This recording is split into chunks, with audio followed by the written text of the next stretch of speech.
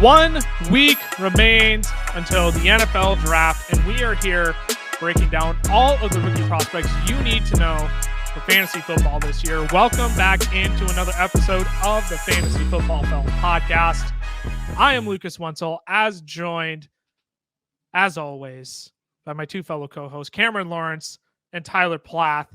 We are going to be breaking down the wide receivers and tight ends, the pass catchers of this year's draft class, and everything you need to know for your fantasy football rookie drafts this year. If you're on YouTube, make sure you subscribe to the channel, turn on those notifications so you can be alerted when we drop all sorts of new videos and episodes weekly. And if you're listening to the podcast format of this, we're grateful for you too. If you want to subscribe to the podcast, leave a review. That helps us out immensely. We thank you for your support all along the way. Fellas, how we doing? We doing good tonight? Very good. Very good. Thankful for beautiful weather after, an absolute shambles of a weekend in terms of weather, because only Minnesota could give you 80-degree weather and then hit you with snow the following weekend. Yeah, it was only 77 here on Sunday, so shut up. All right, let's talk about wide receivers and tight ends before we get too far. Our weather report. We have to start a weather report again. We're going to be breaking down wide receivers and tight ends of the 2023 rookie draft class. If you want to listen to last week's episode, we broke down the quarterbacks and running backs. But let's dive into it, fellas. Let's chat pass catchers of the 2023 draft class.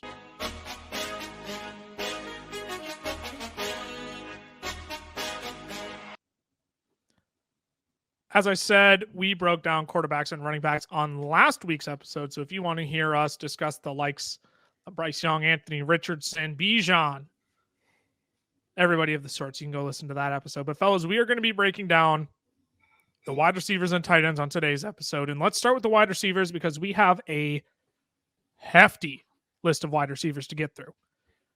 And we are going to go through these based on our consensus ranks. And we're going to start with our consensus number one wide receiver, number one for all of us across the board, Jaxon Smith-Njigba. This is a no-brainer. He has separated himself from the pack. Obviously, didn't make it through last season due to injury. He ultimately held himself out as well to prepare for the 2023 draft. But in 2021, 1,600-yard receiver paired up with Chris Olave and Garrett Wilson still at the time. And when asked about the best wide receiver on that Ohio State team, when all three of them were there, I would like to say both Chris Olave and Garrett Wilson pointed toward Jaxon Smith-Njigba being the best wide receiver on that Ohio State football team. But Tyler, what is there to like about Jaxon Smith-Njigba's game and what separates him from the pack in this class? There's a lot to like about Jaxon Smith-Njigba. And first want to say there's no wide receiver in this class that we've seen in years past where it's like a clear top number one guy. It is kind of a pick your flavor kind of class this year.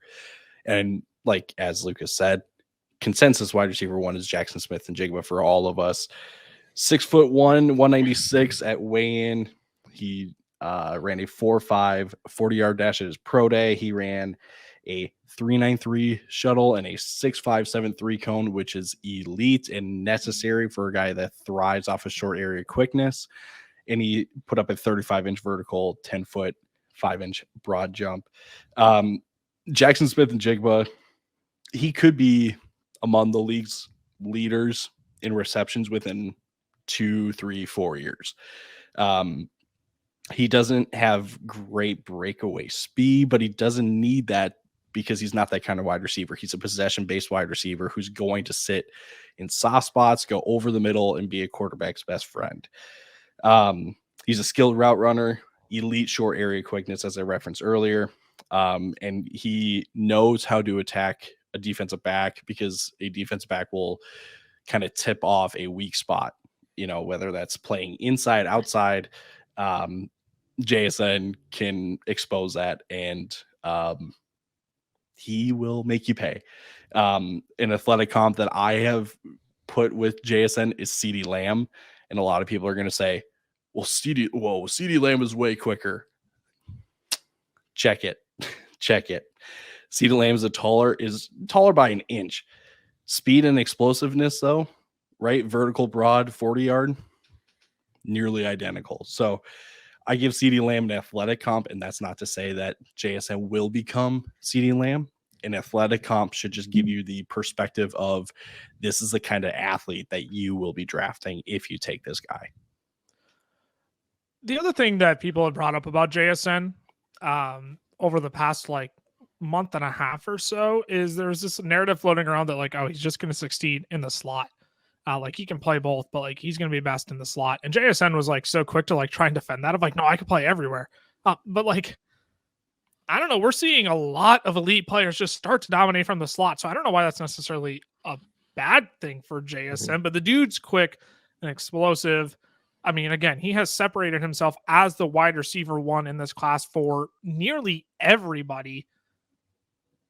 But Cameron, that still begs the question of where is the dream, quote unquote, realistic landing spot, for JSN? I really like him going to the Chargers. I think obviously right away it doesn't scream, great landing spot for a wide receiver. You got Keenan Allen, Mike Williams. But when you look at it, you're attached to Justin Herbert for 4 to 5 years. That it doesn't get better than that. Keenan Allen's 31, been battling injuries the last 2 years. Mike Williams is 28. He always has battled injuries. The way their two contracts are set up, it doesn't look like they're going to be able to keep both on the roster next season. Both of them are going to have a cap hit of $30 million if they keep them on the roster. So paying two old wide receivers $60 million is probably not what they're going to do. So that would be, kind of the gap next year of, hey, JSN can kind of sneak in here, take over the one spot with Justin Herbert. And I really like him. I think he's similar to Amon-Ra, but I think he's a better athlete. I also think he's a better route runner coming into the NFL than Amon-Ra was. So I think when you kind of put that all together and you give him Justin Herbert, man, the things that those two could do together would be pretty amazing. Obviously, they would need, once Mike Williams moves on, another guy to kind of be able to take the top off. But I do think that those two together would be a pretty great duo. Yeah, I do like the Chargers. I do think they end up probably taking a wide receiver in this draft. Now it'll depend which one, or if they elect to go the tight end route, but that wouldn't surprise me if at 21 they decide to take a wide receiver. Tyler, how likely is it, do you think, that JSN actually slides all the way to the Chargers at 21? Because I've pretty consistently seen JSN mocked as a top 15 receiver, and that isn't to like knock on your comp whatsoever. Like we talk about realistic dream landing spot for fantasy football. We can dream that he lands on the Chargers, and it could totally be possible. But how likely is it that you think he slides all the way to 21? I think it's more likely that he goes inside the top 15, and probably, I mean, if I could give you a range, I would say somewhere between pick 10, starting with the Eagles, which I don't think they would, but just picture AJ Brown, Devontae Smith, and JSN, and all the way then to pick 18, probably. I think that's most likely, but I mean, the Chargers do kind of have the luxury of, if they want to trade up for a guy like JSN, they could go do it. Yeah, they absolutely could. I sneaky really hope. I feel like the Texans would be dummies if Bryce Young goes to number 1. At number 2, they take CJ Stroud. I know there's a whole debate there of like, well, they don't really like any other quarterback as much as Bryce Young. And there's a whole agent situation with CJ Stroud. He shares the same agent as Deshaun Watson, former Houston Texan. But if you have the opportunity at 2 and 12 to stack CJ Stroud and Jaxon Smith-Njigba, college teammates, I don't know. It never worked in the past, has it? Joe Burrow, Jamar Chase, yeah, Jalen Hurts, Devonta Smith. You ever heard of those guys? Mm-hmm. I mean, the opportunity is there. Now it's a risk if you're Houston. You play that game of, well, if we take CJ Stroud at 2, we better make sure we get JSN at 12. Like I think that's a little bit too risky of a game to play, but at the same time, I think Houston would be more likely to have JSN there at 12 than not. So I don't think that's a dream landing spot, but we could keep going on with JSN. Like he is so much fun to talk about, but we should get to the other wide receivers in this class. And speaking of which, this wide receiver class is full of guys who are either sub 5'10", like 5'10", or sub like 185. And Jordan Addison fits that bill. He is our consensus wide receiver 2 across the board. Out of USC, he's kind of been a little bit of a journeyman in college, but Tyler, why out of all these small speedster guys in this class, why is Jordan Addison above the rest? Jordan Addison's got a route running ability that doesn't get enough credit. When we talk route runners in this draft class, a lot of people will go to the Tank Dells of the world, the Josh Downs of the world, which Josh Downs I think deserves it. Tank Dell also a very good route runner, but for whatever reason, we just kind of think of Addison as this kind of just on the outside looking in of the top route runners in this class, and that's really not the case. I mean, I literally have in my notes, Addison's route running is a thing of beauty, and that's why he's one of the safest bets in this wide receiver class. Don't be scared off by the combine performance where he measured in at 5'11", 171. I know that's going to scare teams away, but at the very worst, Addison is a legit downfield threat. He put up a 4.49 40. His agility is good. I think a lot of people will still say though, with his size, it should be better, which sure, but we've seen wide receivers have this kind of athletic build and still succeed in the NFL. The athletic comp that I have, and I think a lot of people just compare to in general, is Calvin Ridley. Pretty much in the same size conversation. Addison's 40 splits are pretty much the same as Ridley, so the burst and acceleration are there, but Ridley just has a little more top end speed. And Addison is more agile and explosive than Ridley. I mean, if you go look at Ridley's athletic score and you look at his vertical and broad and the shuttle and 3 count, it's atrocious. And we all know how Calvin Ridley has done in the NFL besides the whole year suspension thing. Besides that little flip. Yeah, just besides that little, throwing down a play, but yeah. No, I'm starting to see some mocks where Jordan Addison falls out of the first round, and I think that's really, really it's great for the team that gets him in the second round because that's such great value for the player that you're getting with Jordan Addison. Yeah, I would be very, very surprised if Jordan Addison falls outside of the first round, mostly because of how many wide receiver needy teams there are in the first round. Yep. And Peter Schrager in his most recent mock draft has said he knows of at least one team that has Jordan Addison as their number 1 wide receiver in this class. So it's not like Jordan Addison is a scrub, right? Like he will be a first round pick. I would be willing to put money down on that. But what team within the first round would be like the dream realistic landing spot for him, Cameron? I think the Minnesota Vikings. And I think any wide receiver here would benefit going to the Vikings because you play across from Justin Jefferson, right? Can you imagine really any, like your rookie season having 2 guys on one guy on your team, right? Everybody's focused on Jefferson every single play. You get a little more free releases. And I think that's something that Addison will really benefit from.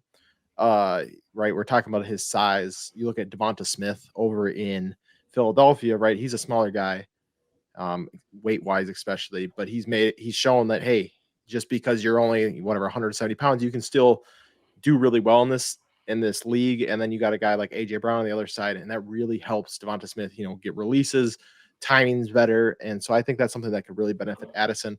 I also think if he went to the Chargers, just like I had just said for JSN, that would be another great landing spot.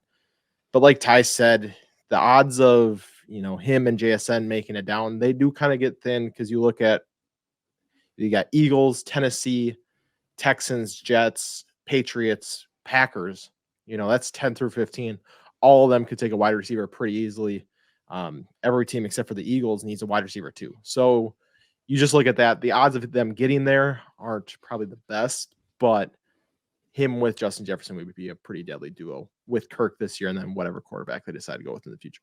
And I really do love his route running ability. I mean, he's so crisp there. And again, to have that opposite of Justin Jefferson on the Minnesota Vikings replace Adam Thielen, who also really crisp route runner, like that absolutely excites me. I would love to see him land in Minnesota, despite all the defensive holes and needs that they also have to fill as well. Let's keep it moving here. Our consensus wide receiver 3, Zay Flowers. Tyler and I have him as our 3rd ranked wide receiver for fantasy football. Cameron, you have him at 4. Again, Zay Flowers, another small guy, 5'9", right around 185 if I remember correctly. Yet he is one of the most intriguing prospects of this class. Ty, I'll let you make the case for both of us why we have Zay Flowers at 3 above a guy like Quentin Johnson, who we'll get to in a minute. Yeah, let's start off with the kind of the metrics of Zay Flowers. He's 5'9", 182, running 4.42 40. He's got a vertical of 35.5 and a broad jump of 10 feet 7 inches. No agility testing, which I think would have been overkill, if that makes sense. Because I think Zay Flowers and JSN are like the 2 wide receivers that will be one of the best in the agility testing with a shuttle and the 3 cone. So he didn't really need to do it because you can see it on film and he's got that kind of short area quickness too. Zay Flowers, he knows how to separate from DBs with sudden breaks and quick releases. And he's got a high, just like JSN, he's got a high IQ on how to attack a defensive back. And he's pretty lethal in open space. That's something that Jordan Addison and JSN don't really have to their game. Zay Flowers can make things happen in the open field. My athletic comp for him is Tyler Lockett. I love that comp for him. They're the same height and the same weight as when Lockett was coming out and now Flowers coming out. They're the same height, same weight.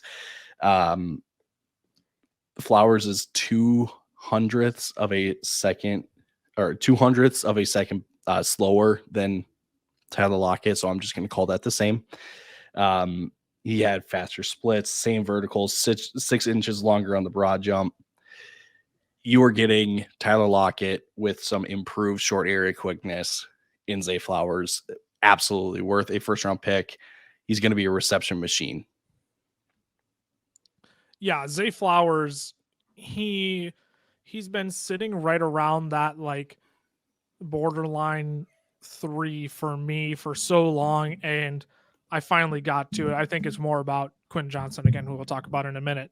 It's more about Quentin Johnson than it is about Zay Flowers, but like small but mighty. Like if I had to describe Zay Flowers, small but mighty. So Cameron, with all that in mind, where would you hope Zay Flowers ends up for fantasy football? I would love to see him on the Bills. I think being the wide receiver 2 in Buffalo would be ideal for pretty much anybody, right? You get Josh Allen and Stephon Diggs on the other side. But I really like that for Zay Flowers. And I think especially if Ty's comping him to Tyler Lockett, you put him in that role, he could be a guy who surprises with, 12 touchdowns. You're like, oh, he's only 5'9". He's not going to score touchdowns. You put him in Buffalo, give him a couple of years, and he could really start to develop. And, by the time Stephon Diggs phases out, he could be that wide receiver 1 in Buffalo. I also like him in New York on the Giants, just because it's such an ambiguous wide receiver room. He could go in right away, and if he really is that guy, he will just take over. And so I like him in both places for different reasons. And I think New York, you're the wide receiver 1, and could clearly win that. Buffalo, you'll be the wide receiver 2, but you have Josh Allen on an offense that scores the ball a lot. So those are my 2 big favorite places for Zay Flowers. Yeah, I 100% agree with the Bills. I think it would be really exciting to see him there, and to see him along Stephon Diggs. And I think he could beat out Gabe Davis for that number 2 spot. Oh yeah, in that offense. The Giants, I think there's a few more mouths to feed there. They've got a lot of names in that wide receiver room. Not any that are like overwhelming Mhm. to where Zay Flowers, nothing like a Stephon Diggs, right? Where there's Sterling Yep. Shepard. You've still got Wan'Dale Robinson. You've got Isaiah Hodgins in there. You just brought Darren Waller in. Correct me if I'm wrong, but I believe Darius Slayton is still a Giant, unless if he was a free agent this year. Like those are all guys that are still in that wide receiver room, and Zay Flowers could totally beat out. But it's also not a pass-heavy offense, which is why I would much rather see him in the Buffalo Bills offense. Definitely. Let's wrap out the big four with a name we've been alluding to, Quentin Johnston out of TCU. He is Tyler and I's wide receiver 4, Cameron, your wide receiver 3. Quentin Johnston, it feels like he is either like somebody's number 2 wide receiver for fantasy football or somebody's like wide receiver 7, right? Like you're either in or you're out on Quentin Johnston. Like there is no in between. And I feel like we're kind of more on the in between side. The most common rankings I see are like 2 or 5 for Quentin Johnston. And I think we would all agree we're probably closer to 5 than 2, considering how much we all like JSN and Jordan Addison. But Tyler, there is, despite being the wide receiver who arguably fits the prototype bill of a wide receiver you want out of a draft class. Staying over 6 foot, has the size, has the weight. Also some flaws in his game, but give us the breakdown on Quentin Johnston. And I believe you said you had a little exercise for us in here as well. Yeah, so let's just start off with kind of introducing Quinn Johnston here. He's 6'2", 208 pounds, ran a 4.52 40. He's got a 40.5-inch vertical, which is really, really nice to see. And he's got an 11-foot 2-inch broad jump. Also very, very good. Don't really talk about agility a whole lot with these bigger wide receivers because they don't really need to be that agile. It's kind of an added bonus if they are, but it's definitely not a necessity like it is for a JSN, Zay Flowers. Quinn Johnson is tough. Okay. And he's tough because I just see a tall wide receiver that's good after the catch. That's all I really see. I don't really see a freakish athlete that some people make him out to be. I don't see a contested catch freak like some people think he is. He can track the ball really well. But he's not, maybe the best way to put it, I don't think he's as dominating as people want him to be or say that he is. And I can't recommend enough checking out Underdog Fantasy's breakdown video of the wide receivers with Steve Smith. It's awesome. And they go over Quentin Johnston, and Steve Smith says that he sees a big wide receiver that plays like a small wide receiver. And to me, that takes me out of really kind of this, it takes me out of the hype of Quentin Johnston. There's a role for him. There absolutely is, just because of his size. I just don't see the same upside that some people see him with. I think he's firmly the 4th best wide receiver in this draft class, and he's got a tough road ahead to fantasy production. I'll transition into this little study that I did. I looked at as many wide receivers over the last 10 to 12 years that are over 6'3", still playing today or like recently retired, that had 60 or more targets in their rookie year. And I'm not going to read off all the stats because that would take forever, but I will mention the players. DK Metcalf, Mike Evans, T. Higgins, Michael Pittman, Drake London, Cortland Sutton, George Pickens, Christian Watson, Alec Pierce, Chase Claypool, Marquez Valdez-Scantling, Julio Jones, Corey Davis, Gabe Davis, Nico Collins, Michael Thomas, AJ Green, Josh Gordon, Cordero Patterson. So there's 20 names, okay? And they purposely went big because the wider the sample size, the more accurate it tends to be. That's simple maths, you know what I'm saying? If you combine, or if you take the averages of the receptions and the targets, the yards and the touchdowns, and their fantasy finishes, Comes out to 49 receptions on 85 targets for 700 yards and 6 touchdowns, which somewhere in the wide receiver 40 to 45 range.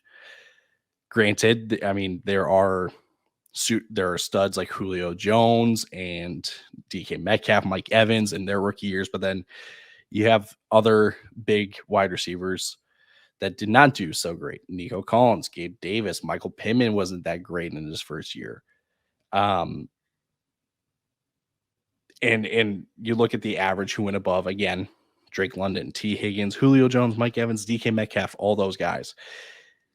And if we break those, players into tiers in terms of their freakishness or just the better wide receivers, Julio, AJ Green, Drake London, DK Metcalf make up tier 1. In your tier 2, Michael Thomas, T. Higgins, Mike Evans. Tier 3 leaves Chase Claypool. So I did all this to just explain it's not impossible for a big wide receiver to break the average threshold for a big target, someone that stands over 6'3". But if I'm gonna bet on a big wide receiver, I'm gonna bet on the freakier athletes like Julio and AJ Green and Drake London. I don't see Quentin Johnston like that. I see him more like a Chase Claypool. And even like his athletic comp that I have for him, it's somewhere between Alec Pierce and Devontae Parker, where it's the size, it's the explosiveness and agility of Alec Pierce, but it's the speed of Devontae Parker. I want to end it on this. There is a role for him in the NFL. There absolutely is. There are situations where he will thrive in. I just don't think it leads to fantasy production in year 1. Yes. That's how I'm gonna end all that.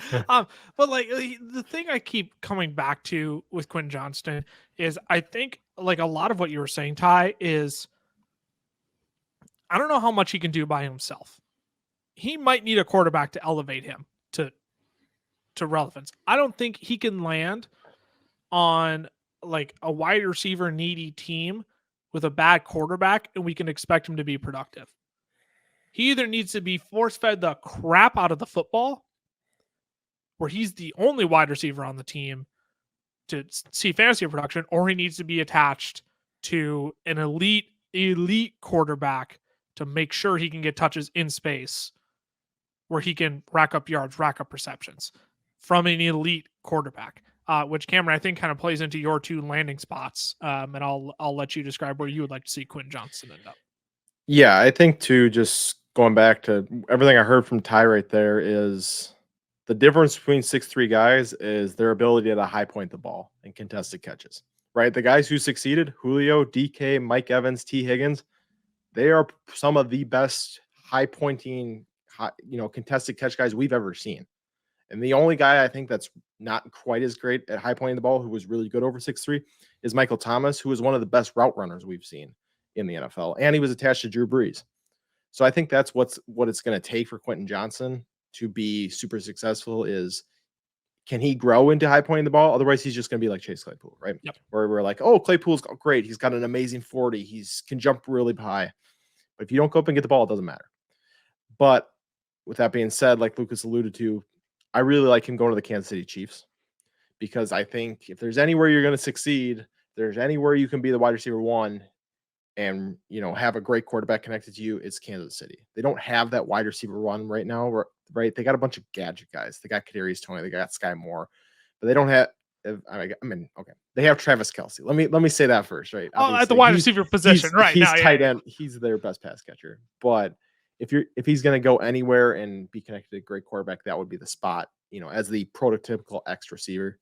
And then I would also like to see, I think Houston could be the spot, but like we're saying, he'd have to develop the ability of contested catches, right? Because if he doesn't go up and get the ball, Houston's not going to be the spot. And obviously, if you say in Houston, it's with the hope that they draft a quarterback this year, right? Davis Mills being your quarterback in Houston, even if there's nobody else there to really compete with you, right? That doesn't spell great fantasy success. So we're hoping that Houston does draft a quarterback.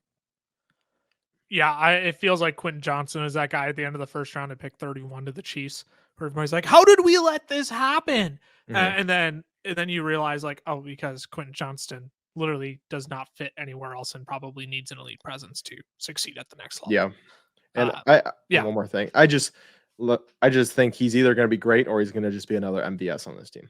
Yeah, and that could also be the reality. That's a name Tyler brought up in his whole case study there. I was gonna say analysis, but that doesn't do it justice. Case study.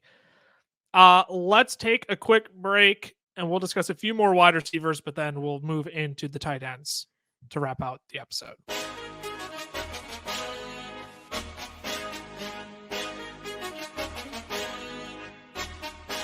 Today's podcast episode is brought to you by our friends over at Underdog Fantasy. Now, we love Underdog. It is the easiest place to play best ball formats, and they even have their own form of player props called Pick'em. You can make up to 20 times your money on a single night by correlating props together.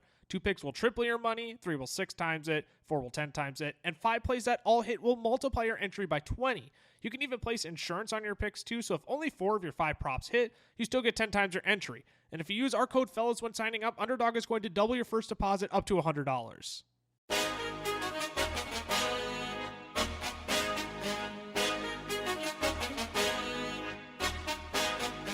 Alrighty, we are back. We're going to break down a few more wide receivers, jump into the tight ends to wrap out the episode. We've gone through our top 4: JSN, Jordan Addison, Zay Flowers, Quentin Johnston.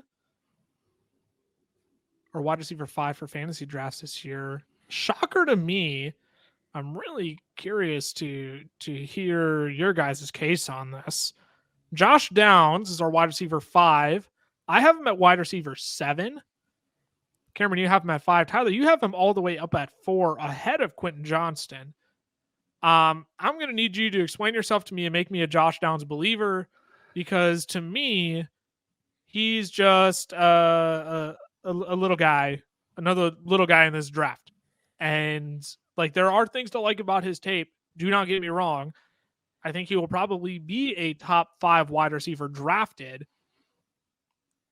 I just find a hard time believing that Josh Downs is going to get the draft, like some serious draft capital and the right fit to be like fantasy relevant when there's all sorts of small guys in this draft. Without further ado, here is your pro Josh Downs argument. 4.48 40. 415 shuttle with a 6.753 cone, 38.5-inch vertical, and a 10-foot 11-inch broad. We just talked about Quentin Johnson and why he's not super great at high pointing in the contested catch scenario. Despite Josh Downs' size, he might be the best contested catch receiver in this class. He does not let the size affect him. Granted, majority of the time in his contested catch, it's a ball underthrown, and so he's got to come back to it, and just kind of natural collision and contact happens, but he still gets the ball and he still hangs on to it.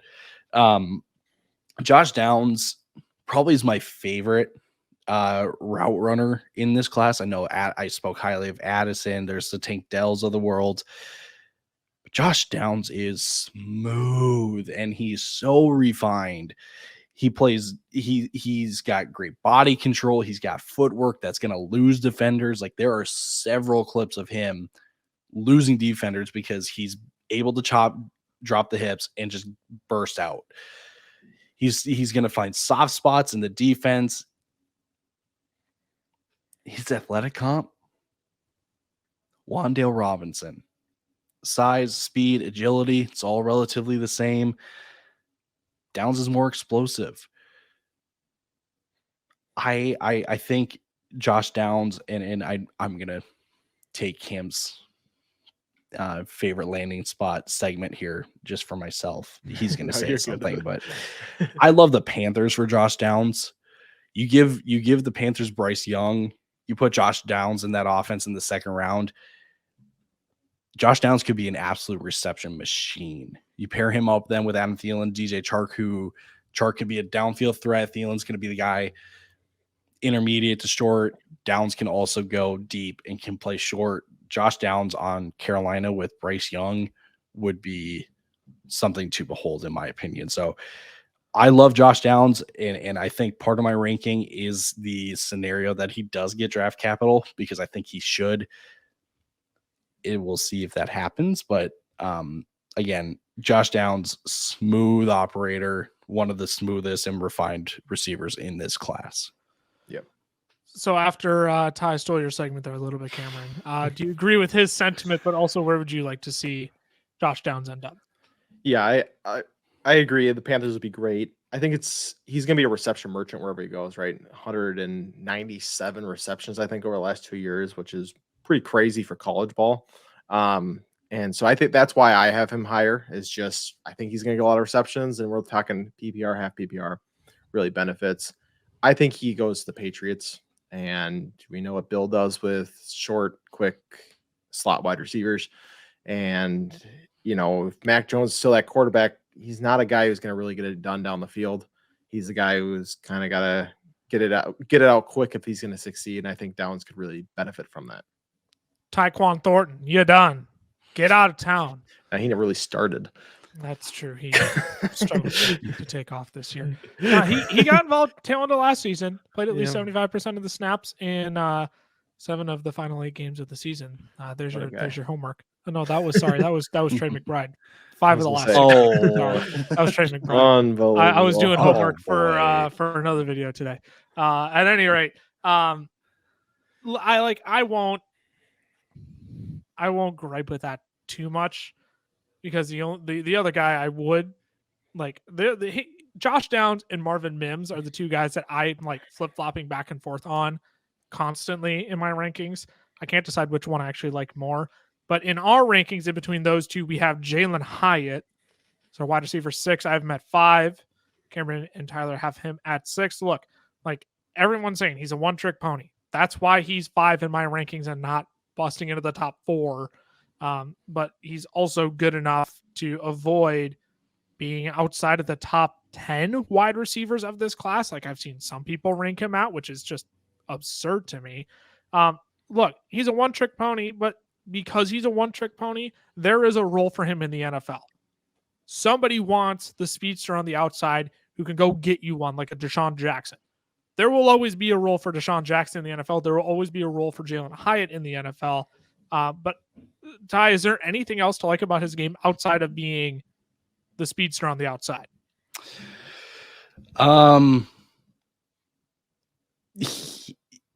He's going to be someone that you are going to be able to kind of move around on the formation, because you saw most of his production in college come from the slot where he burned defenders down the seam. That speed, the speed that he does have though, plus the size, it will be able to translate to the outside. And if you are needing kind of a fade into the end zone, Jalen Hyatt can do it. But like you said, all that we've really seen out of Jalen Hyatt is the one-trick pony. So I've seen some people comp Jalen Hyatt to Deshaun Jackson, which I don't hate. But I'm going to give you a blast from the past with this one. I see Jalen Hyatt with the agility of Sidney Rice, with the speed and explosiveness of Sonorous Moss. Wow. Sonorous Moss. Yeah. So when I say Sidney Rice agility, I mean like tight hipped and heavy footed. But when I say speed and explosiveness of Sonorous Moss, I'm talking kind of legit speed. He's going to be interesting to watch in the draft, because I think his production depends on where he goes. And I think I gave him a mid-second round grade. I think that's where he should go, but I can absolutely see a team in the early half of the second round going, we want your speed and your size. Come on over. What about the tail end of the first round with a team like the Kansas City Chiefs, who like speedy gadget guys?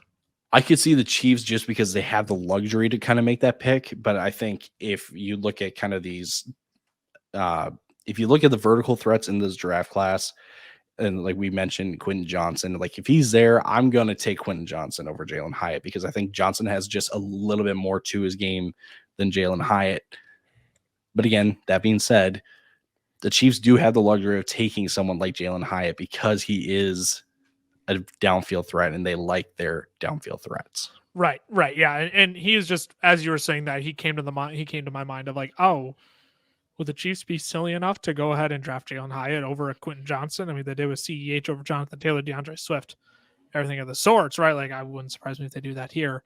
Different scale, obviously. But one thing I want to go back to, Sonoris Moss. For those who may not know who Sonoris Moss is, can we get a translation to today's NFL of like who Sonoris Moss actually is in terms of a player? Like if you were to put Sonoris Moss in today's NFL, who would he be?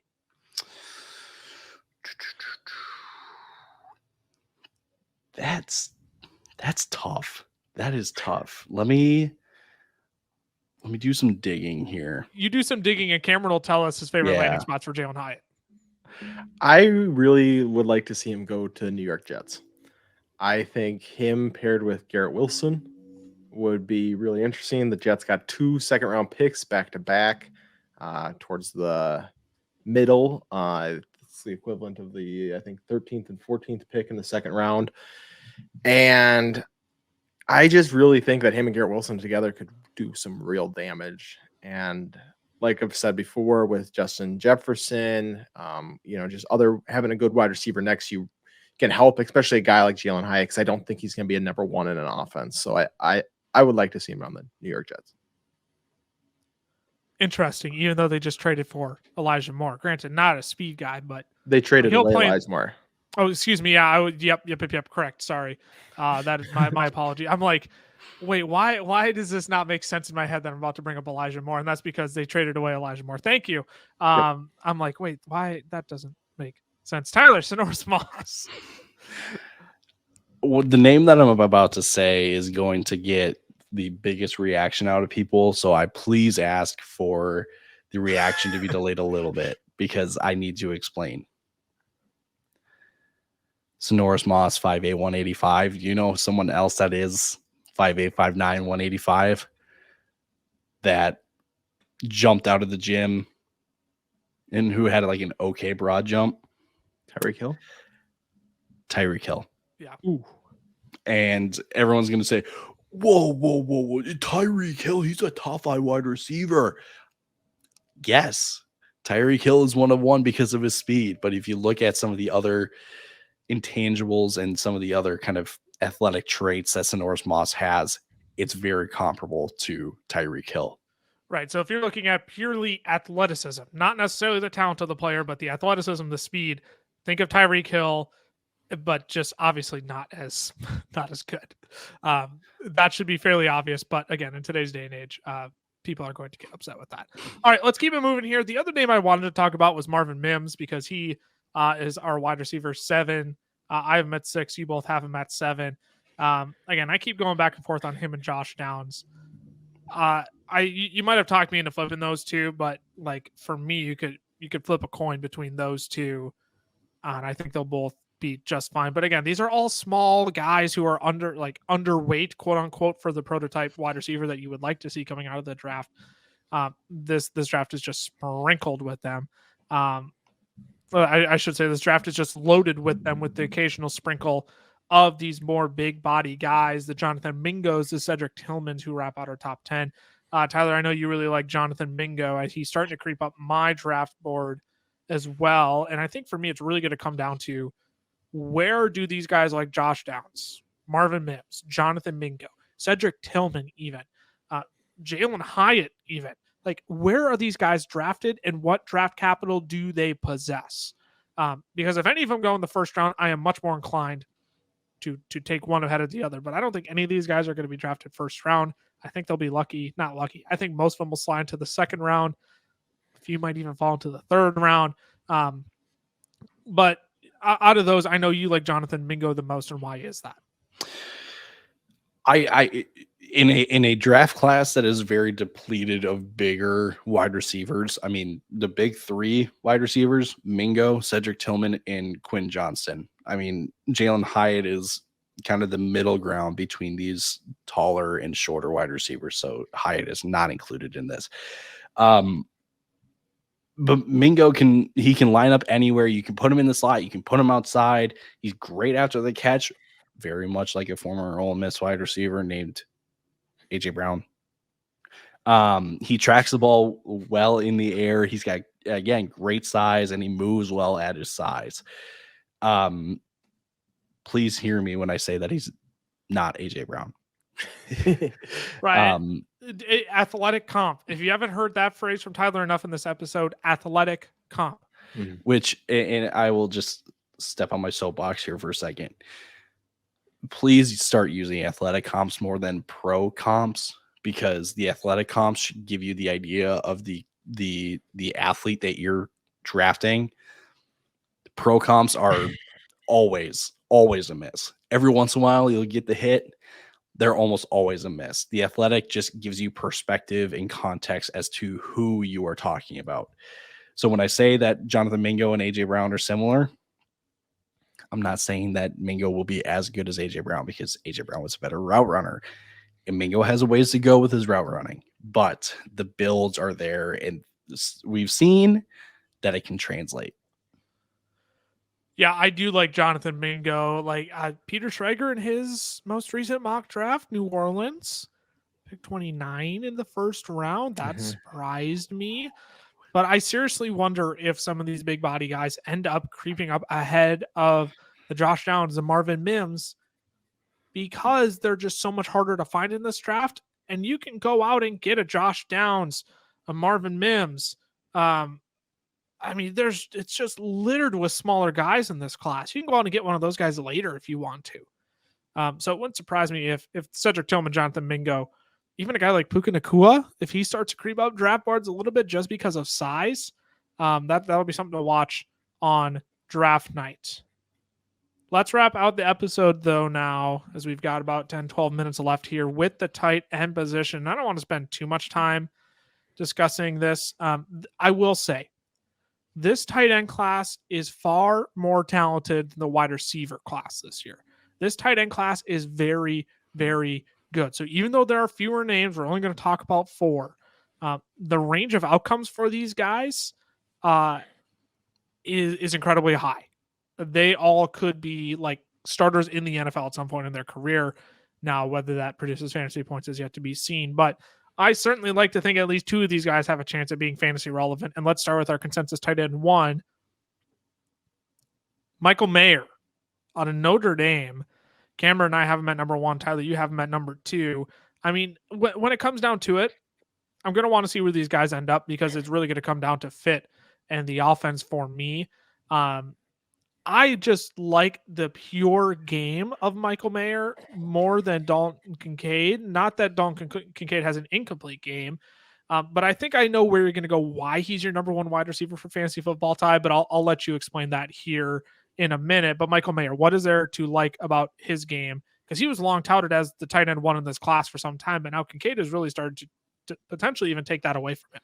Yeah, Michael Mayer is the do-it-all tight end in this class. He's a good blocker, and he's fairly underrated as a receiver. I think a lot of people just see him as this like inline blocking tight end, and that's certainly not the case. He plays with good play strength. He has the size that you want your tight end at 6'4", 250. He ran a 4.7 40, which is good for a tight end. And again, he's your do-it-all tight end, and he does have the ability and athleticism to stand up when he's lining up, which is something that you don't really. I mean, we've seen with Evan Ingram a little bit more now, and it's kind of becoming a trend in the NFL. I mean, we've seen Travis Kelce do it, Evan Ingram, like I mentioned. Mayer can do that. He athletically compares to, and I know this may turn people away and be like, whoa, why is he going in the first round? Hunter Henry or Hayden Hurst, because they are above average receivers for the position. They just have not really put it together everywhere else. Mayer has that ability. So he's kind of an improved Hunter Henry And there was a time when Hunter Henry was a consensus top 10 and borderline top 5 tight end. Yes. That's kind of what I see with Mayer at this point. And you named it. He's the do-it-all tight end, and I like his ability to be out on the field a lot more because of that. Like we see with Kyle Pitts, he just can't stay on the field, and he has all the athletic talent in the world, but man, Arthur Smith does not want to keep him on the field because he is just not a blocking tight end, and that's why I like Michael Mayer. That's why I like guys like TJ Hawkinson. That's why I like guys like George Kittle. Another comp that Michael Mayer has drawn, again, a pro comp, which again you have to take with a massive grain of salt, but Jason Witten, right? Like these are the comps that Michael Mayer is drawing. And to me, that screams a guy who's going to be on the field a ton, but still has the ability to be utilized in an offense, in the red zone, in short yard situations where they just need to pick up some guaranteed yards. Go right to Michael Mayer. He's destined for fantasy production in my mind. And where's he going to find that fantasy production in your mind, Cameron, in a dream scenario? So I'm going to kind of do a twofer here. I am going to combine him and Kincaid just because I think they're going to go in the same area. And I think they're both going to could be successful depending on where they're at. So I'm going to list 3 that I think between the 2 of them, I would like to see them 2 at. First one is the Cincinnati Bengals. They need a tight end. And I really think that a tight end would benefit from having Jamar Chase and T. Higgins, right? You wouldn't be seeing Travis Kelce type target numbers, but nobody's going to. That's not what we're looking for from a tight end. And so Cincinnati's one. The Chargers is another one, right? I talked about JSN going there, but they need just to add pass catchers in general. You put a tight end in the middle of the field, be a great spot. And then the Dallas Cowboys is the 3rd spot I put at. And just because we saw the success Dalton Schultz had there, now he's gone. They need to fill that void somewhere. So I think that the Cowboys could also be a great spot. And like I said, I think this could go for either one of them. So you don't have to come back to me then, is what I'm saying. So I'm going to shorten the episode by 2 minutes. You're welcome. I do have a rebuttal, though. You don't believe in Irv Smith as a tight end answer for the Bengals? No. I mean, and that's the thing about Irv. He was never on the field for blocking, which is why I love Michael Mayer there, because they signed Irv to a 1-year deal. Yeah. And I'd certainly like to think Michael Mayer could beat out Irv Smith, and he's a much better tight end prospect than Irv Smith. I would agree. Who did I just send? I literally just did. You had him.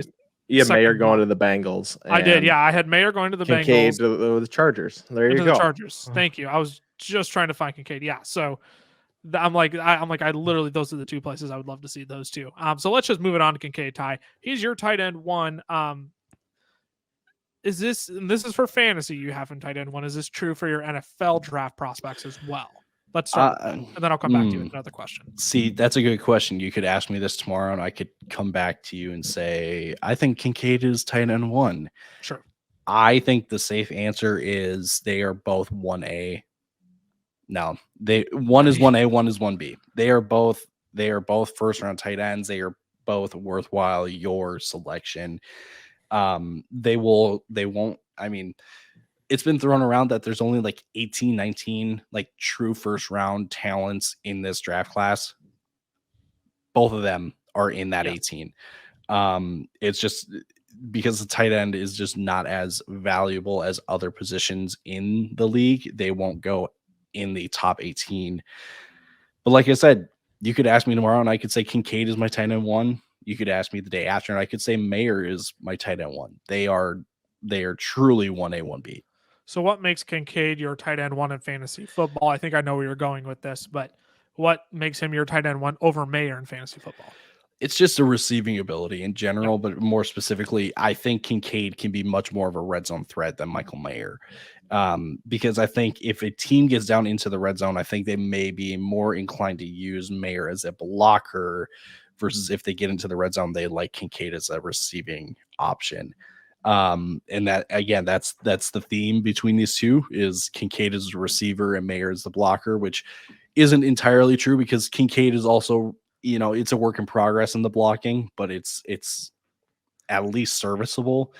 And Mayer probably has a little, it's definitely not a work in progress on the receiving end for Mayer, but it's, again, what one doesn't specialize in, the other does. And I have it in my notes.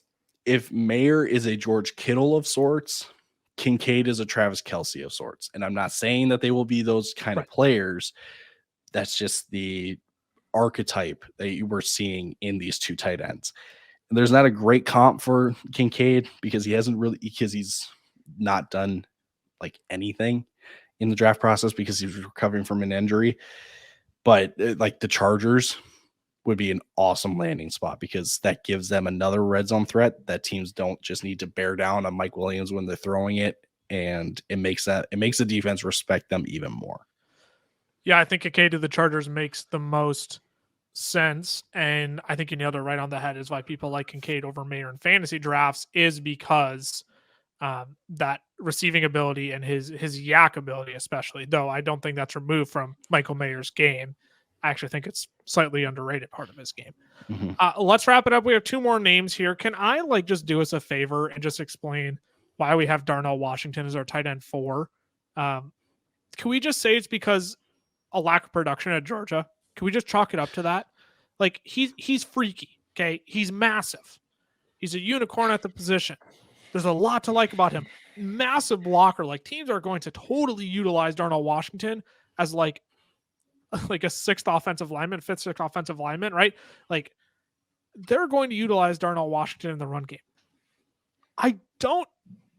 There's just not enough production there for me to think that he's going to accumulate enough stats in the NFL to be a fantasy relevant tight end, which is why he's my tight end 4 behind the next guy we'll talk about. But like, is that a summary, like a good enough summary in and of itself? Yeah, I think Washington is just a little underdeveloped in the receiving game. And that's not to say down the road he can figure that out. But I think in terms of just this year, Washington probably is going to get stuck as a tight end 2 somewhere. There are a couple spots where he could end up as a tight end 1.